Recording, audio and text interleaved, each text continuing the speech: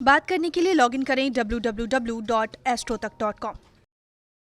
Hello everyone, मैं सुनिधि मेहरा नारंग आप सबका स्वागत करती हूँ एस्ट्रो तक पे।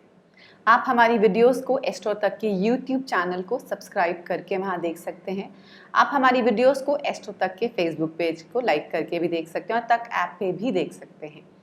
अगर आप मेरे साथ जुड़ना चाहें तो आप मेरे फेसबुक या इंस्टाग्राम पे सुनिधि मेहरा के नाम से जुड़ सकते हैं।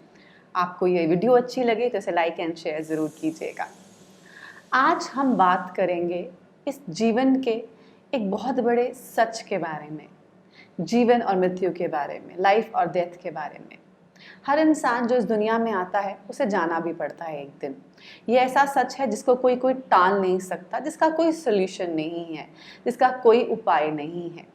बट सबसे मुश्किल है इस सच को एक्सेप्ट करना। दुनिया में बहुत से लोग आते हैं और चले जाते हैं और किसी को उससे फ़र्क नहीं पड़ता। फ़र्क पड़ता है जब हम अपना कोई खो देते हैं। इस कोविड के समय में बहुत लोगों ने अपनी जान खोई है, बहुत लोगों ने अपने प्रिय लोगों को खोया है, बहुत यंग लोग भी इस दुनिया से जल्दी चले गए हैं। तो पीछे जो लोग रह जाते हैं उनके लिए वो जो लाइफ है बहुत डिफ़िकल्ट हो जाती है, बहुत मुश्किल हो जाती है बितानी। आपको ये डर खाना शुरू हो जाता है कि आप उनके बिना कैसे रहेंगे। आप दोबारा उनकी शक्ल नहीं देख पाएंगे, उनकी आवाज़ नहीं सुन पाएंगे, उनका जो वो टच है वो नहीं महसूस कर पाएंगे। आपको बहुत ही डर लगता है कि कैसे आप अपनी लाइफ को इस तरह से आगे बढ़ा पाएंगे। आपको लगता है जैसे आपके जीवन में आपका कोई अंग आपसे दूर निकल गया हो। तो कैसे इस समय को किस तरह से खुद को मजबूत बनाया जाए और क्या करा जाए। देखिए, ये कहना बहुत आसान है और करना उतना ही मुश्किल कि मूव ऑन करिए, आगे बढ़िए। कुछ नहीं होता, ज़िंदगी रुकती नहीं है। बट कहते हैं ना, कहना जितना आसान है करना उतना ही मुश्किल है। तो सबसे पहले अगर आपको लगता है कि आपकी ज़िंदगी में जो कोई बहुत ही प्रिय आपका रहा है, वो आपका पार्टनर हो सकता है, आपका पति पत्नी हो सकती हैं, आपका कोई बच्चा हो सकता है, आपके पेरेंट हो सकते हैं, माता पिता हो सकते हैं। अगर आपने किसी को खोया है और आप इस दुख से अभी तक पीड़ित हैं, तो देखिए, जब हम उनके साथ अच्छे बिताए पल को याद करते हैं, ये सोचते हैं कि हमने उनसे क्या-क्या सीखा, कितना समय हम उनके साथ बाँध पाए, कितना समय हम उनके साथ गुज़ार पाए, हमने कितने अच्छे पलों को उनके साथ जिया है, कितना प्यार हम उनसे ले पाए। जब आप अच्छाई सोचना शुरू कर देते हैं, आपका जो दुःख है वो कम होना शुरू हो जाता है, आप अंदर से हील होना शुरू हो जाते हैं। जब आप इस रियलिटी को एक्सेप्ट कर लेते हैं तो आपका जो वो दर्द है, वो पेन है, वो कम होनी शुरू हो जाती है।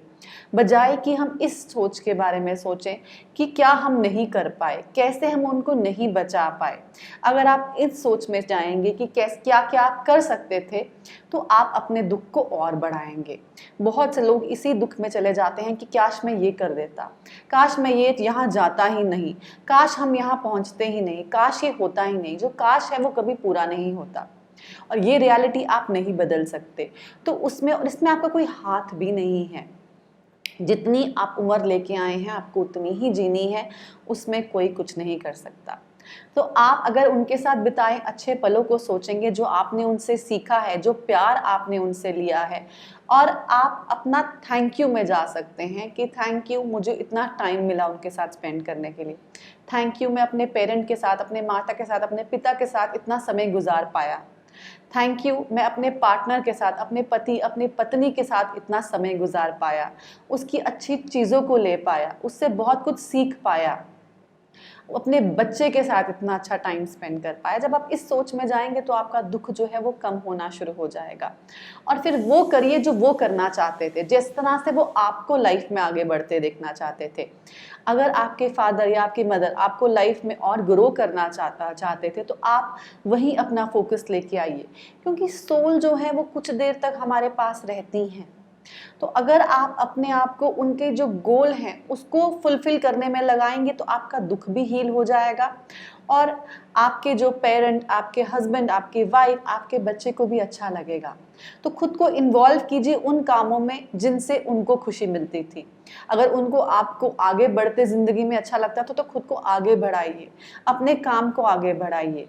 जिस भी सोच से उनको खुशी मिलती थी उस काम में खुद को लगाइए, तो आपको अंदर से जो आपका हीलिंग प्रोसेस है वो और फास्ट हो जाएगा।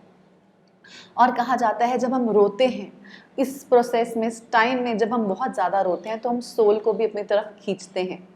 उस सोल को जिसका अगला बर्थ का टाइम आ जाता है, हम उसकी रास्ते में भी कई बार रुकावट क्रिएट कर देते हैं। तो आपको उस समय जितना हो सके, आप इनिशियली ऑब्वियसली जो रोना है हम उस पर हमारा कंट्रोल नहीं होता, बट जितना फोकस आप अपना उनके ड्रीम्स को पूरा करने में लगाएंगे उतना ही आपके लिए अच्छा रहेगा, उतना उस सोल के लिए भी ईजी होगा आगे बढ़ना। तो ज़रूर कीजिएगा ये चीज़ें, और मैं उम्मीद करती हूँ कि आपका जो गम है वो ज़रूर जल्दी कम हो और आप अपनी ज़िंदगी में जल्दी आगे बढ़ पाएँ। Thank you so much.